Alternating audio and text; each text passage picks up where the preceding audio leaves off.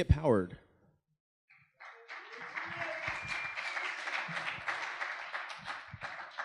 Man, great presentation.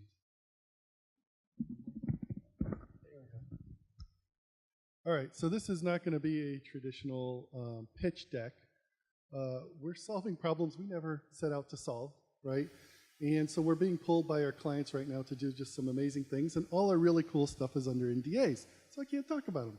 So instead of that, I'm just really going to focus on the technology that we do and try to answer some questions, some general questions about what we're solving, if that makes sense.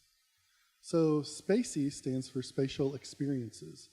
We do mixed reality, or what we call spatial augmented reality. We require no phones, no devices, no glasses, no helmet. So it's in real life. We use projectors and computer vision to achieve this. So I don't have any videos here to play, but if you go to our YouTube channel, you can watch all of this stuff on YouTube.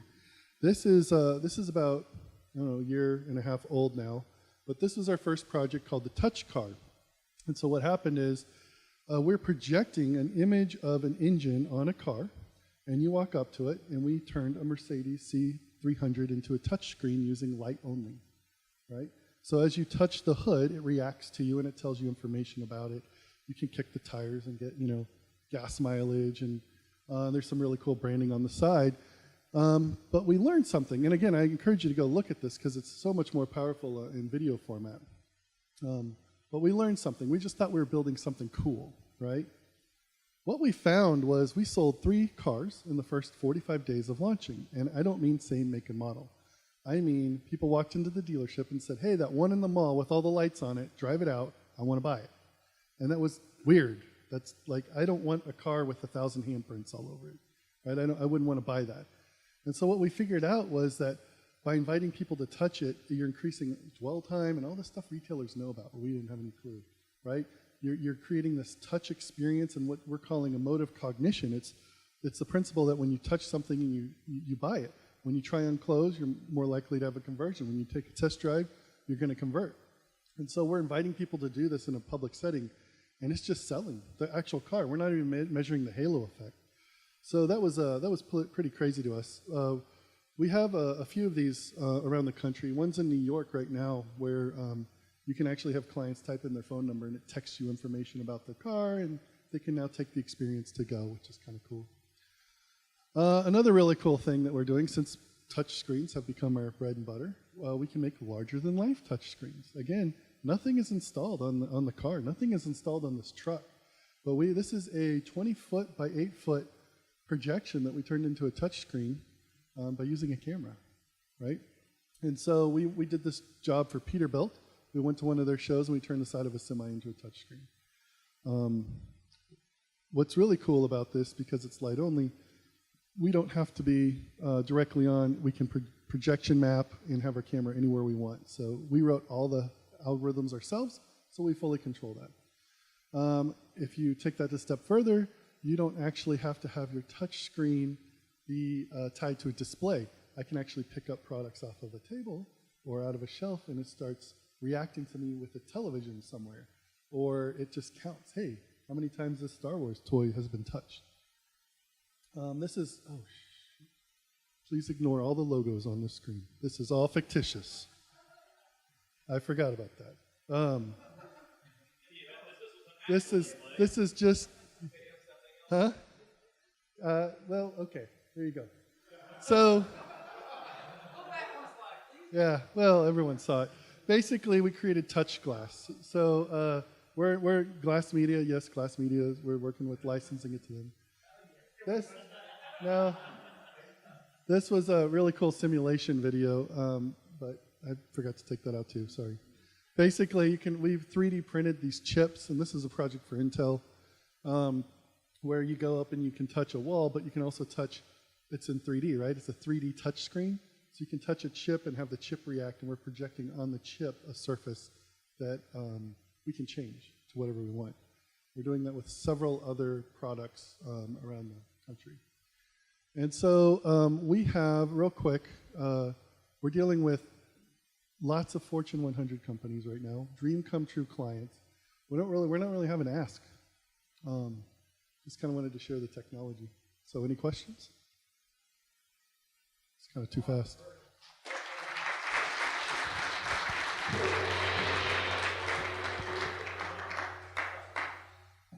I can't talk about all of them.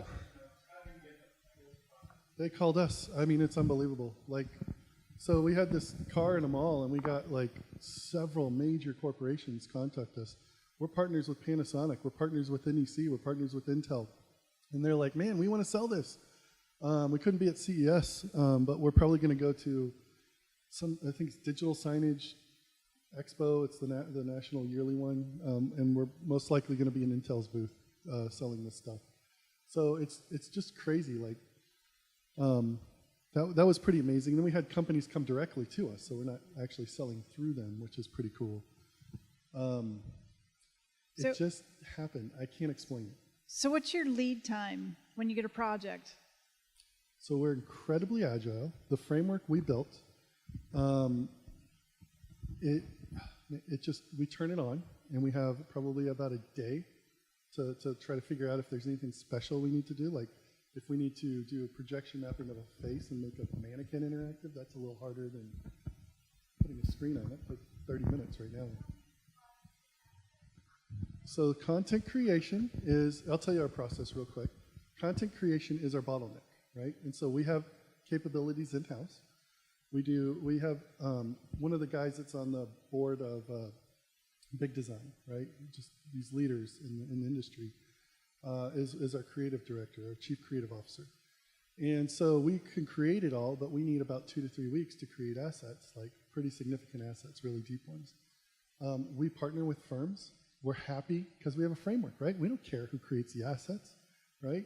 If you have a creative firm and you want to build it all, it's so simple. You don't have to build buttons. You don't have to do all that. We do all of that on the cloud, just seamless. So really, anybody can use it. It's an incredibly flexible framework that works on any 3D or 2D object.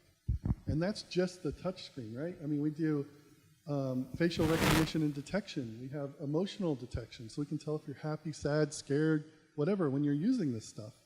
We can tell what the demographics are. We can do in-air gestures, which a lot of the big guys are focused on that. I mean, it's great for a true-false thing, but it's not that great.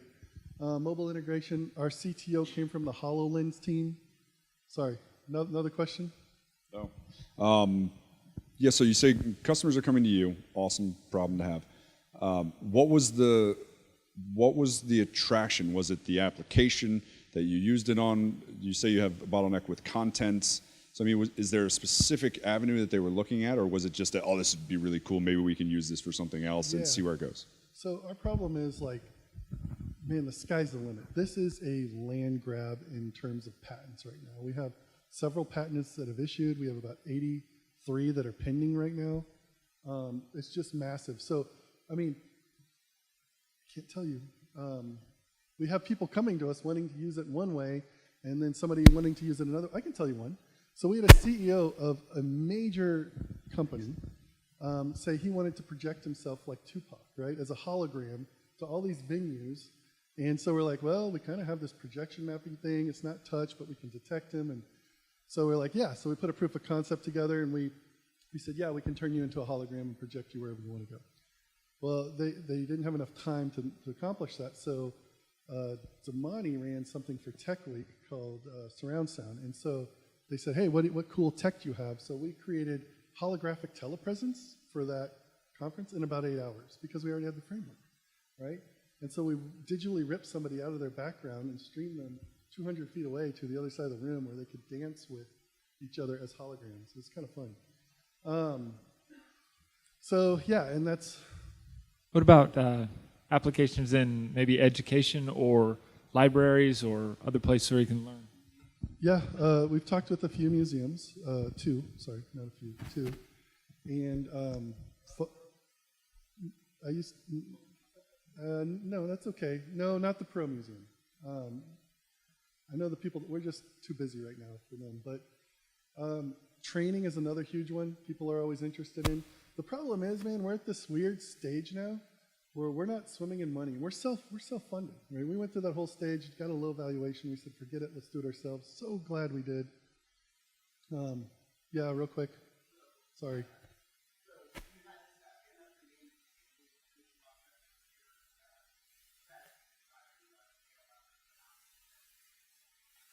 just keep swimming.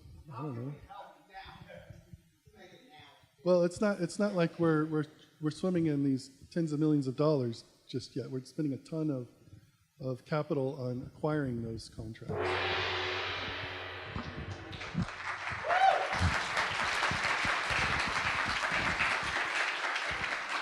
Appreciate it. Well done. That was great.